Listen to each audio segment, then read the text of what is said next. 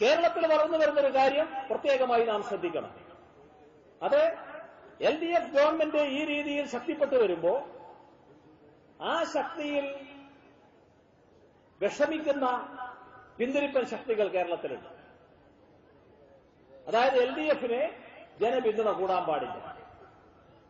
അപ്പൊ LDFന്റെ ജനപിന്തുണ തകർക്കണം. LDFനെ തകർക്കണം, ദുർബലപ്പെടുത്തണം. LDFനെ തകർക്കാനും ദുർബലപ്പെടുത്താനും ആദ്യം വേണ്ടത് CPIMനെ തകർക്കലാണ്. ആ കാര്യത്തെക്കുറിച്ച് അവർക്ക് നല്ല ധാരണയുണ്ട്. അപ്പൊ CPIMനെ തകർക്കാൻ വേണ്ടി ഇങ്ങനെ ചിലര് നമ്മുടെ സംസ്ഥാനത്ത് പുറപ്പെടുന്നുണ്ട് എന്ന് കാണാൻ നമുക്ക് കഴിയും. അത് വിവിധ രൂപത്തിലാണ്, വിവിധ ശ്രമങ്ങളാണ് അതിനുവേണ്ടി നടത്തിക്കൊണ്ടിരിക്കുന്നത്.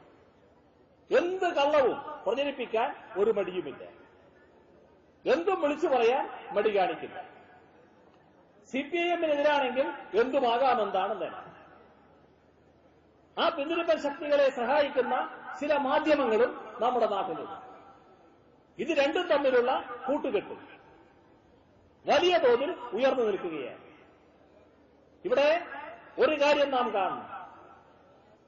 ഞങ്ങള് CPIM നേരത്തെ ചില പ്രശ്നങ്ങൾ ചർച്ച ചെയ്ത് പാർട്ടി രഹസ്യങ്ങൾ ചോർത്തിക്കൊടുക്കുന്ന ഒരു കൂട്ടരെ കണ്ടെത്തി അവർക്കെതിരെ നടപടിയെടുക്കും.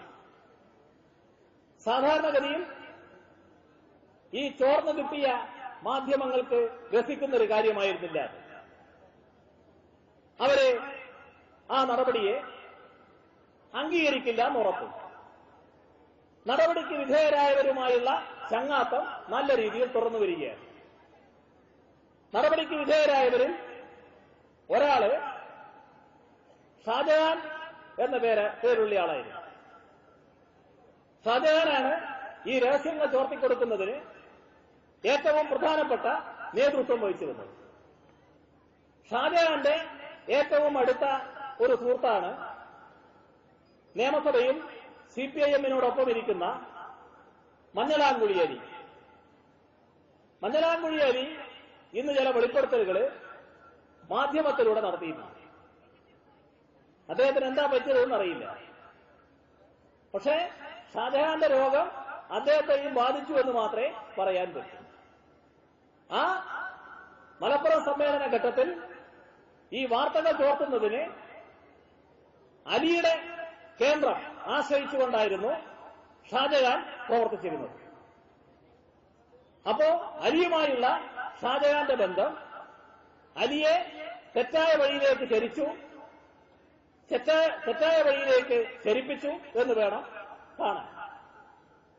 അലിയെക്കുറിച്ച് ഇപ്പൊ കൂടുതൽ കാര്യങ്ങളിലേക്ക് കടന്നുകൊണ്ട് ഞാൻ പോകുന്നില്ല. അലി നല്ലൊരു ബിസിനസ്സുകാരനാണ്, നല്ല പ്രാപ്തിയുള്ള ബിസിനസ്സുകാരനായിരുന്നു, വിജയിച്ച ബിസിനസ്സുകാരനാണ്. ഒരു പ്രത്യേക ഘട്ടത്തിൽ ഇടതുപക്ഷത്തോടൊപ്പം ചേർന്നു, ഇടതുപക്ഷത്തിന്റെ സഹയാത്രികനായി. പക്ഷെ അലിക്ക് ബിസിനസ്സിലെ കണക്കുകൂട്ടൽ രാഷ്ട്രീയത്തിനും ഉണ്ടായിരുന്നു എന്ന് ഞങ്ങൾക്കറിയില്ലായിരുന്നു.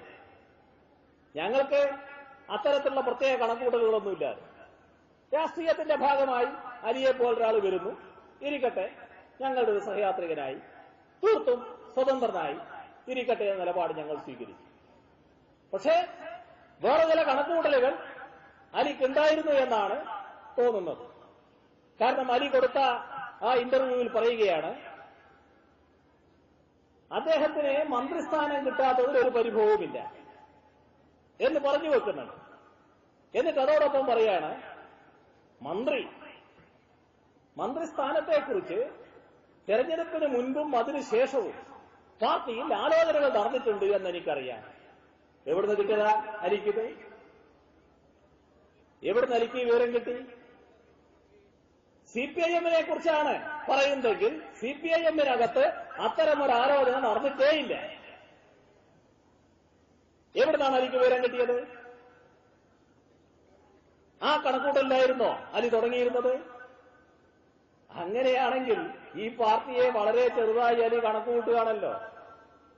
ഇത് മറ്റേതെങ്കിലും കച്ചവടം പോലെയല്ലാലോ. ഇത്ര ഇങ്ങനെ ചെയ്താൽ അത്ര ഇങ്ങനെ വരും, അതിന്റെ അനുസരിച്ച് ഇത്ര ലാഭം വരും എന്ന് കണക്കുകൂട്ടാവുന്ന ഒന്നല്ലാലോ ഈ CPIM എന്ന പാർട്ടി. അതെങ്കിലും മനസ്സിലാക്കാൻ ഇത്രയും കാലം അവിടെയുള്ള സഖാക്കളുടെ കൂടെ നടക്കുന്ന അലിക്ക് കഴിയേണ്ടിയിരുന്നില്ലേ? അതില് ഷാജഹാനെ പോലെയുള്ളവരുടെ ദുർബോധനപ്പെടുത്തൽ കേട്ട് ഈ അലിയുടെ കാര്യമാണ് CPIM-നകത്ത് ചർച്ച ചെയ്തുകൊണ്ടിരുന്നത് എന്ന് ധരിച്ചു നിൽക്കണോ? അങ്ങനെ ധരിച്ച് വശാകും നില വേണോ? അലി ഇപ്പോഴെങ്കിലും മനസ്സിലാക്കിക്കോ, ഒരു ഘട്ടത്തിലും മന്ത്രിസ്ഥാനത്തിന്റെ കാര്യത്തിൽ അലിയുടെ പേര് ആലോചിച്ചിട്ടില്ല. വേറെ എന്തെങ്കിലും ആണോ പ്രശ്നം എങ്കിൽ അത് പറയണം. എവിടുന്ന് കിട്ടിയ അലിക്ക് ഈ ധാരണ? ഈ പാർട്ടിക്കകത്തെ പ്രശ്നങ്ങളാണ് എന്ന് അലി പറയുന്നു. എവിടുന്നാണ് അലിക്ക് അങ്ങനെ ഒരു ധാരണ വന്നത്? ഈ പാർട്ടിക്കകത്ത് ചില പ്രശ്നങ്ങൾ ഉണ്ടായിരുന്നു. ആ പ്രശ്നങ്ങളെക്കുറിച്ച് ഞങ്ങൾ പറഞ്ഞിട്ടുണ്ട്. ഞങ്ങളത് മറച്ചു വെച്ചിട്ടില്ല. അവിടെ മലപ്പുറം സമ്മേളന ഘട്ടത്തിൽ ചില പ്രശ്നങ്ങൾ ഉണ്ടായിരുന്നു. അതും ഞങ്ങൾ പറഞ്ഞിട്ടുണ്ട്. അലിയുടെ കൂടെ നടന്നവർ, അലിയോടൊപ്പം ഉണ്ടായിരുന്നവർ ചിലരെ അതിൽ വഹിച്ച പങ്കെന്താണെന്നും ഞങ്ങൾ കണ്ടിട്ടുണ്ട്. ഞങ്ങളതൊന്നും കാണാതിരുന്നിട്ടില്ല. അലി ഞങ്ങളുടെ മുന്നിൽ അലി ആരുമല്ല. അലി പാർട്ടിക്ക് പുറത്തു നിൽക്കുന്ന ഒരാള്, പാർട്ടിയോടൊപ്പം നിൽക്കുന്ന ഒരാള്. നടക്കട്ടെ, നിൽക്കട്ടെ, അങ്ങനെ പോകട്ടെ. എന്തെങ്കിലും വീഴ്ചയുണ്ടെങ്കിലും ആ വീഴ്ചയൊക്കെ ചോർച്ച കണ്ടില്ല എന്നും വെക്കും. കാരണം പാർട്ടിയോടൊപ്പം നിൽക്കുന്ന ഒരാളാണ്, പാർട്ടിക്കകത്തുള്ള ഒരാളല്ല. ഇതാണ് പാർട്ടി പൊതുവെ സ്വീകരിക്കുന്ന സമീപനം. അതലി മനസ്സിലാക്കണം. ഈ പാർട്ടിക്കകത്തെ പ്രശ്നങ്ങളുടെ ഭാഗമായിട്ട് ഇന്ന് കേരളത്തിന്റെ മുഖ്യമന്ത്രിക്ക് ഭരിക്കാൻ കഴിയുന്നില്ല എന്ന് അലി പറയാൻ എവിടെ കിട്ടിയ അലിക്ക് ഈ ധാരണ? ഈ പാർട്ടി ഈ സംസ്ഥാന ഗവൺമെന്റിന് എന്ത് തടസ്സമുണ്ടാക്കിയെന്നാണ് അലി ധരിക്കുന്നത്? ഒരു കാര്യം വ്യക്തമാക്കാൻ ഞാൻ ആഗ്രഹിക്കുകയാണ്. എന്നിലർപ്പിതമായ ഉത്തരവാദിത്തത്തിന്റെ ഭാഗമായി ഞാനത് വ്യക്തമാക്കുകയാണ്. LDF ഗവൺമെന്റ് മെയ് മാസത്തിൽ അധികാരത്തിൽ വന്നതിന് ശേഷം ഏതെങ്കിലും ഒരു പ്രശ്നം ഈ പാർട്ടിയുടെ തടസ്സം കൊണ്ട് നടക്കാതിരുന്നിട്ടില്ല. ഏതെങ്കിലും ഒരു പ്രശ്നം ഈ പാർട്ടിയുടെ അംഗീകാരത്തിന് വേണ്ടി കാത്തുനിന്നുകൊണ്ട് നടക്കാതായിട്ടില്ല. എങ്ങനെ അലിയെപ്പോലെ ഈ പാർട്ടിയുടെ സഹയാത്രികനാണെന്ന് പറയുന്ന ഒരാൾക്ക് അത്തരത്തിൽ പറയാൻ കഴിഞ്ഞു? അലി സൂക്കേടുകളൊക്കെ നമുക്ക് എല്ലാവർക്കും അറിയാം. പക്ഷേ അനാവശ്യമായി വേണ്ടാത്തതിന്റെ കരുവാകണ്ട. അതായത് ഷാജഹാനെ പോലുള്ള പാർട്ടി ശത്രുക്കളുടെ കരുവാകണ്ട. ആ പാർട്ടി ശത്രുക്കൾ എവിടെ എത്തിയെന്ന് നമ്മൾ കണ്ടല്ലോ. ഞങ്ങളിവിടെ ഈ പാർട്ടിക്കകത്ത്